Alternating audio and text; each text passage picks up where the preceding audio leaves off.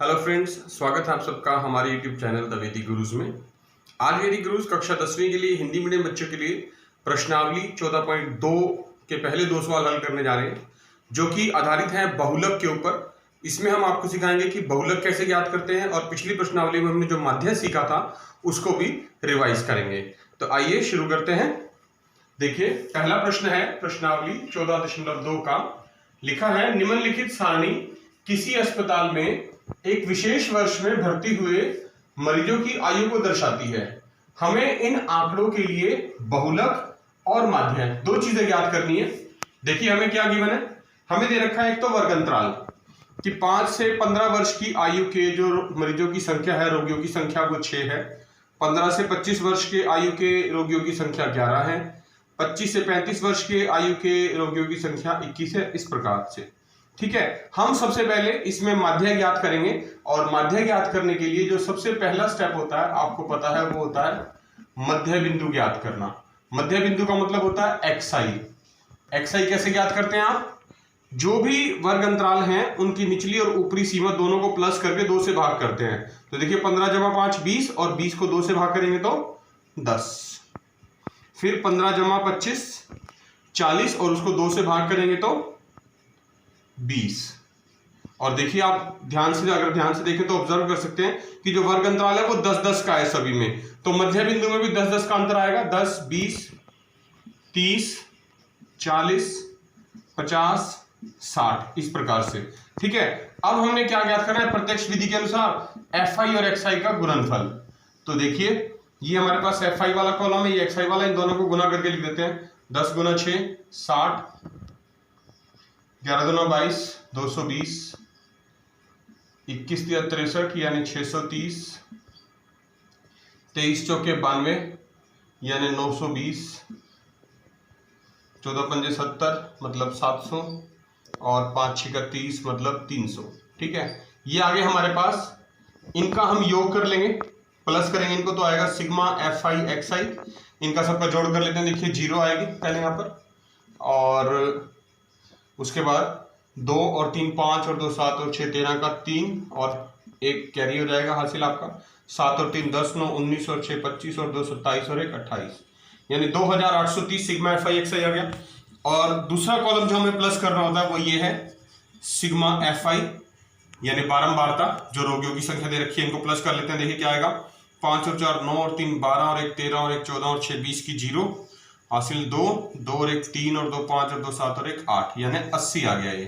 तो इन दोनों संख्याओं के मान हम जब यहां रख देंगे माध्य के सूत्र में, एक्स बार में सिग्मा एफ आई एक्स आई बटे सिग्मा एफ आई, तो आएगा 2830 बटे में 80 सिग्मा एफ आई का मान। तो देखिए, 0 से 0 कट गई, और इसको अब आप दशमलव में रूप में प्रकट कर सकते हैं। तो भाग करेंगे 283 को जब आप 8 से, तो देखिए क्या आएगा। सबसे पहले 3 पे जाएगा, 8 3 24 4 43 8 पंजे 40 दशमलव 3 30 8 3 24 6 0 और 8 7 56, तो 35.37। इसका अर्थ है कि 35 वर्ष की आयु के जो रोगी हैं वो सबसे ज्यादा हैं।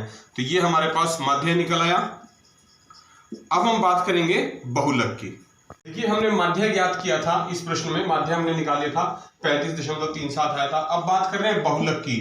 तो बहुलक निकालने के लिए हमें बहुलक का सूत्र लिख लिया हमने। देखिए, यहाँ पे लिखा है L जमा F1 माइनस F0 बटे 2F1 minus F0 minus F2 गुना में H। अब इन सबके मान हमें लिखने हैं। तो इन सबके मान लिखने से पहले हम आपको बताएंगे इनके अर्थ क्या क्या हैं। तो देखिए, जो ये हमारे पास आंकड़े दिए हुए थे, ये वर्ग अंतराल है, ये रोगियों की संख्या है, एफ आई बारंबारता। इसमें से हमें सबसे पहले जो निर्धारण करना है वो है बहुलक वर्ग का। बहुलक वर्ग ज्ञात करना है। बहुलक वर्ग कैसे ज्ञात किया जाता है? ये जो फ्रीक्वेंसी है एफ आई बारंबारता, इसमें जो सबसे ज्यादा मान है किस बारंबारता का है, किस वर्ग अंतराल का है, वो वर्ग अंतराल हमारा बहुलक वर्ग बनेगा। जैसे यहाँ पर सबसे ज्यादा जो बड़ी संख्या है वो 23 है, तो 23 के सामने वाला जो वर्ग अंतराल है ये 35 से 45, ये जो हमारा वर्ग अंतराल है ये बनेगा बहुलक वर्ग 35 से 45। इस बहुलक वर्ग की जो निम्नतम सीमा है, निम्न सीमा जो है सबसे नीचे वाली, जो लोअर इसका मान है वो कितना है 35, तो वो बनेगा L बराबर 35, ठीक है। अब बात करनी है जो ये हमने बारंबारता लिखी है Fi, इसमें जो सबसे ज्यादा मान था उसको बोलते हैं F1। तो F1 का मान हो गया 23, और आपको पता है F1 से पहले 0 आता है, तो इसके बिल्कुल ठीक एक ऊपर वाला उसको बोलते हैं F0। क्या बोलते हैं? F1 जो निकाला था उसके ऊपर वाली जो बारंबारता है उसको बोलते हैं F0। तो उसका मान है हमारे पास 21, और इसके अगली इसके बाद वाली यानी F1 के बाद F2 आता है, जैसे तो 1 के बाद 2 आता है, तो इसके नीचे वाली F2 बनेगा और उसका मान हमें दे रखा है 14। तो F2 जो है वो 14 हो गया। तो देखिए L पता चल गया, F1, F0, F2 हमें पता चल गया। अब जो H है, H क्या है? वो है वर्ग अंतराल का माप।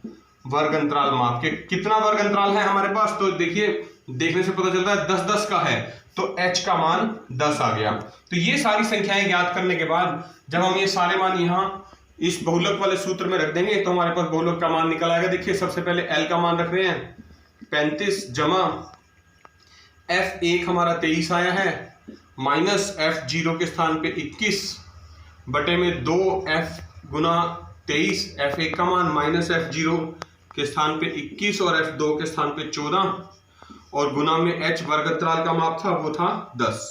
तो इसको हल कर देंगे आप। देखिए 35 जमा ब्रैकेट में 23 में से 21 गए 2, ये हो जाएगा 23 गुना 2 46, माइनस 21 जमा 14, ये दोनों माइनस के तो प्लस हो जाएंगे और बड़ी रकम का चिन्ह आएगा, माइनस का 35 बनेगा, ये गुना में 10, ये आ गया आपका 35 जमा 2 गुना 2 बटे और 46 में से 35 गए 11 बचेगा, गुना में 10, तो ये आ गया 35 जमा 20 बटे 11, और इसको आप चाहें तो दशमलव के रूप में प्रकट कर सकते हैं। 35 जमा ये आएगा 11 एकम 11, 1 और 9 बचेगा, दशमलव 11 अठे 88, 1.8 के लगभग आएगा। तो बहुलक जो हो गया इन दोनों को जमा कर देंगे, यानी 36.8 आयु वर्ग के जो लोग हैं उनकी रोगियों की संख्या सबसे अधिक है, और इसको हम बोलेंगे बहुलक। दूसरा प्रश्न कर रहे हैं, प्रश्न आपकी 14.2 का। निम्नलिखित आंकड़े 225 बिजली उपकरणों के प्रेक्षित जीवन काल जो कि घंटों में दर्शाया गया है उसकी सूचना देते हैं हमें उन उपकरणों का बहुलक जीवन काल ज्ञात करना है। बहुलक ज्ञात करना है, आंकड़े दे रखे हैं। देखिए ये वर्ग अंतराल है 0 से 20, 20 से 40, 40 से 60, 60 से 80, 80 से 100, 100 से 120, और ये इनकी बारंबारता दे रखी है।